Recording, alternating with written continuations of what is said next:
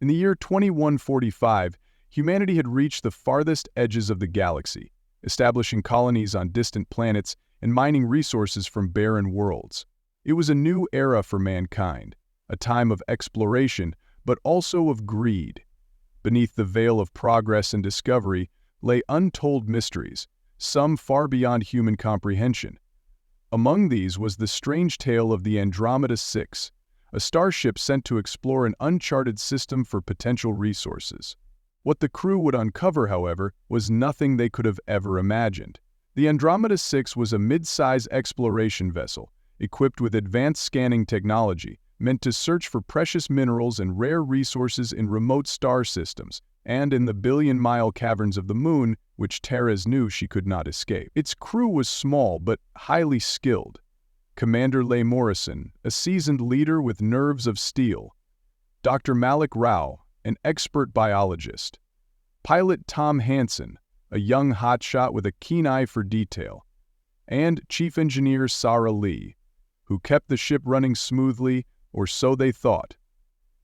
In fact, that was the only thought that Captain May had devoted to her mind to think about during those days in the huddle. Still, the officers believed that the vessel was already on its way to the Princess Pruin orbit. So they thought, yes, but of course we have to find out more. I'm going to Kane. I've had the Princess Pruin on it, and... No, I have not seen the Princess Pruin. Their mission was straightforward. Chart a star system identified only as Delta 93, scan its planets, and report any valuable findings. The journey was long and uneventful, a quiet trek through empty voids and dimly lit stars. Finally, after weeks in hyperspace, they arrived at their destination. Delta 93 was a lonely system, with a faint red sun and only a few planets, all of which appeared lifeless and barren on initial scans. They'd taken only one planet, Delta 93, held something unusual. There was an anomaly in its atmosphere, an odd chemical composition that seemed to shift and change, as if alive. Intrigued, Dr. Rao suggested they take a closer look. The team soon detected traces of organic compounds in the planet's upper atmosphere, along with faint energy signals that didn't match any known sources. Against her better judgment, Commander Morrison decided they would land and investigate. They had protocols for alien environments and mysterious signals, after all.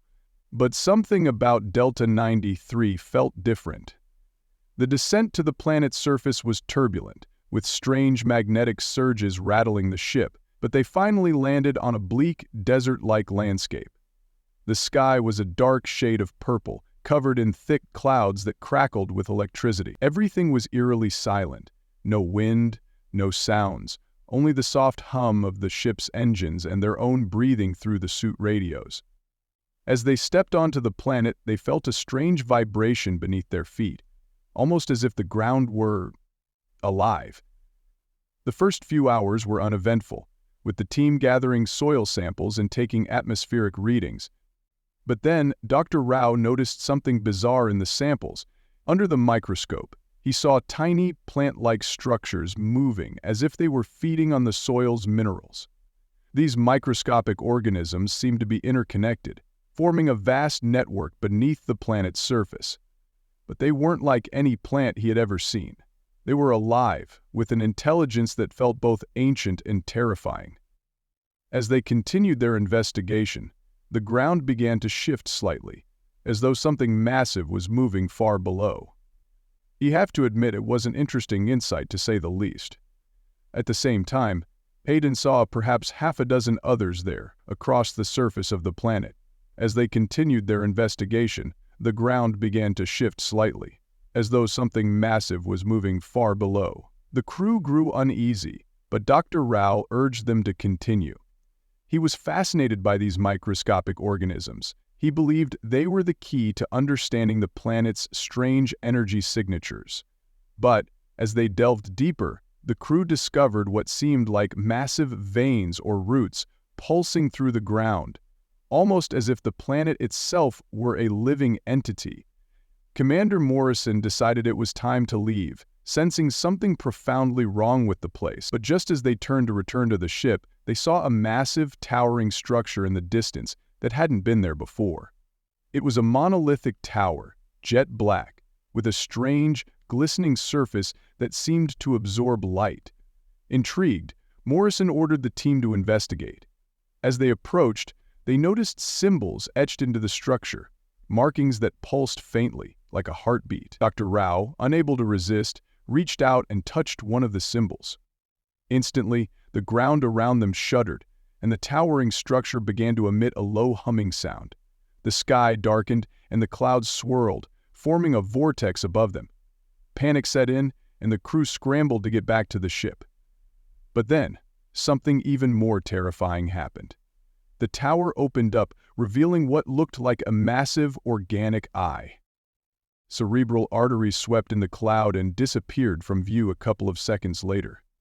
No, it turned, locking onto the crew, and suddenly they felt a powerful pull, as if being drawn into the structure itself. The energy in the air grew overwhelming, and they found themselves paralyzed, unable to move or scream. Within moments they were engulfed in darkness, transported into the tower, which now felt more like a living entity than any structure. When they awoke, they were in a vast chamber that seemed to stretch infinitely in all directions. Organic walls pulsed around them, throbbing with a life of their own. Dr. Rao, who seemed both terrified and transfixed, began whispering, "It's not a planet. It's a being. This whole place is alive. We're inside of it." Then they heard a voice, an ancient, low whisper that seemed to echo from within the walls. It wasn't a sound, but a thought, implanted directly into their minds. "You have come to harvest, but now you will be harvested." The voice continued, explaining in a chillingly calm tone that it was part of a species that spanned galaxies, ancient life forms that sustained themselves by absorbing entire worlds, and life forms that attempted to extract from them. To them, humans were merely the latest species, foolish enough to intrude on their territory. The walls began to close in, forming tendrils that reached out for the crew. In a frantic scramble, they fought to escape, using everything they had. Blasting their way through the pulsing walls, they found a narrow corridor leading them out of the chamber. The structure around them seemed to scream in agony as they fought their way back to the surface. But as they ran, they realized something horrifying. Each step was harder than the last. Their strength was being sapped, drained by the planet itself. By the time they reached the surface, Pilot Hansen had collapsed and Dr. Rao was barely conscious. With the last of their strength, Commander Morrison and Sarah Lee managed to carry them back to the ship. As the engines roared to life, they saw the ground begin to writhe and pulse violently beneath them, as if the entire planet were in pain. They barely escaped the gravitational pull, rocketing away from the deadly world, but even as they left, they could feel it watching them, that ancient entity seething with anger. Back on the Andromeda Six, they finally allowed themselves to breathe. Hansen was still unconscious, and Dr. Rao was muttering about the planet, describing it as an alien harvest. He explained that the beings beneath the surface were far more than plant-like organisms. They were ancient, sentient parasites that absorbed life to sustain themselves, and the fear of such dangers had trapped alien people and any creature or ship that came too close was taken, harvested, and consumed by the world itself. The crew set course for Earth, determined to warn humanity of the terrifying creatures lurking in the dark corners of the galaxy. But as they prepared to enter hyperspace, a warning light began flashing on the console. It was a life sign. From within their own ship, terrified, Commander Morrison activated the internal scanners. To their horror, they discovered the alien spores had attached themselves to the ship, slowly spreading through the ventilation system. They were inside, growing, evolving, waiting to consume the crew. The ancient voice echoed in their minds once again. "You are part of us now." In a desperate attempt to save themselves, Morrison ordered the crew to put on their suits and shut down the ventilation system. But it was too late. The spores had infiltrated every system, and they were trapped in their own vessel. One by one, the crew began to fall, the spores absorbing their life energy and leaving them lifeless shells. As the ship drifted through space, carrying the last remains of the Andromeda Six, a transmission was sent back to Earth. A warning message. But the signal was weak, garbled, and almost incomprehensible. The final message read, Delta 93, not a planet, a trap. Stay away, they harvest. We are already gone. Back on Earth, the message was received, but it was too distorted to understand. To the people of Earth, it was just another lost signal from a failed expedition. Little did they know, the Andromeda Six had discovered a dark secret of the universe, an ancient species that lurked in the shadows, waiting patiently for new explorers to harvest. And somewhere, in the far reaches of space, Tobias the 93 lay silent, waiting for the next ship that dared to come close.